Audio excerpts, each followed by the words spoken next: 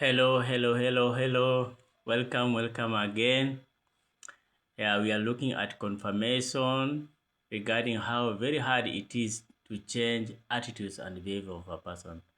How it is hard to change the attitude and behavior of a person. Sometimes it's very hard. Yeah. So some people, when they are used to a certain pattern of behavior, to change them is very hard. Yeah.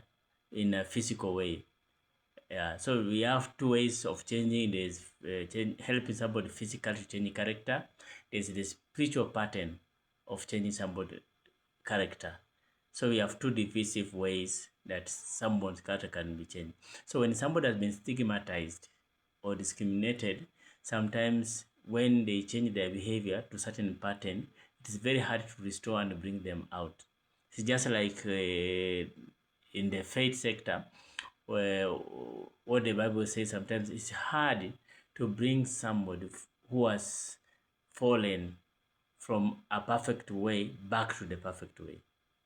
Like somebody who has left salvation and returned into doing things that are evil, it is hard to turn that person because he has a lot of disbelief and hatred because of certain failure or the way he was treated. Yeah, by the people he loved, the people he believed in, the way he was treated, and then he failed. So sometimes confirming regarding how people behave, it's very hard sometimes. How people can change their attitude, change their behavior in certain private behavior they are. For example, if you train a child to follow the ways of God, it's hard to remove that child from that ways because that's what he has trained up of grown. So if somebody changes his behavior and starts smoking, starts taking alcohol, certain liking, or somebody joins prostitution, joins drug addicts, to change that attitude behavior, it's really involving. Yeah. But for the faith, it takes the grace of God to help. For the physical, it takes men and women to do a lot of counseling and associate that person from the places that he is attributed or tempted or enticed to return to that section of behavior by the friends or the peers. Yeah. So, uh, while change may not be at the space we would like, it is clear that stigma has made contribution despair at the entrenched nature of negative beliefs, attitude toward uh, mental illness in communities and among the friends. So these people, when they have mental illness, maybe you see when somebody is stigmatized or discriminated, sometimes it affects his brain because somebody has a lot of thoughts. Why does this happen? What is it? So it affects sometimes the brain. People they have mental problems, and today there's so many people have mental problem. Although you cannot see them, they have a lot of mental problems. That's okay. Sometimes people just talking themselves on the road. They just talk. They're not talking. Somebody not call them to talk, but they just talk. Eh? Sometimes they just hang up and clap hands. Somebody just beat something. They just do things. If you talk to somebody, maybe you say, "How are you?" He just start just smearing a lot of words to you. Why? Because they are mentally ill. They have a problem. There's something torturing them. Yeah. So stigma it tortures somebody. When somebody is stigmatized or is tortured. So the way to do that or to help this person change and come out of that behavior, it really needs a lot of intervention to help that person come from certain behavior or change that behavior for the common good or to come back and retain his mentality. Sometimes it goes up to treatment of some people to be treated in the hospital. So there's a lot of families suffering because one of their members has gone berserk because of being stigmatized or because of being discriminated. Sometimes stigmatized comes when somebody discovers maybe a certain illness sometimes.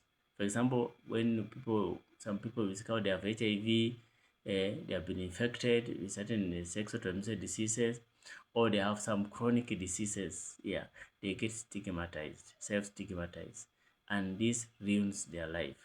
Yeah, they start judging themselves what they want to do. Or sometimes when a certain join certain peer groups, they start doing certain behavior, they start becoming rebellious. And when they become rebellious, it is very hard to lead person that, very hard. So we need to do a lot of mobilization to enhance good behaviors.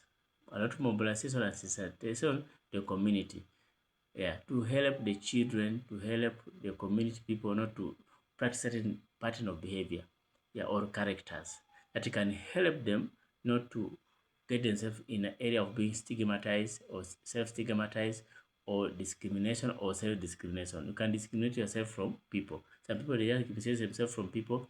They sit in their house, they sit in their home, they don't want to mix or mingle with other people.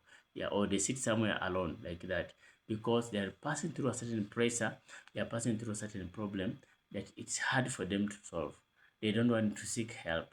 And this one is very, very bad because it brings down development and more money goes to the treatment of that person. So it's good to do sensitization, yeah, beforehand, or mobilization using the legal ways, the leaders, the people around the community, the families using them, so that the youth can be trained, or the men and women can be trained and be educated not to do certain behavior. And also it's good for avoiding institutions and government to restrict some things in community that lures people into doing those things, like taking off illicit brews, people getting drunkard,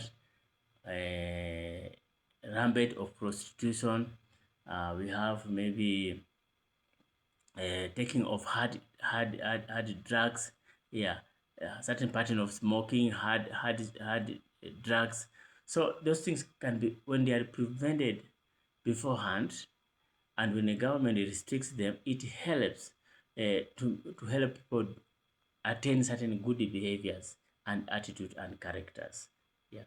And also when there's intervention of increased employment opportunities, it also help in the mental development of people. So people cannot be stigmatized for lack of job. They don't have money, they don't have opportunities, they don't have where they can work, they don't know what they can do.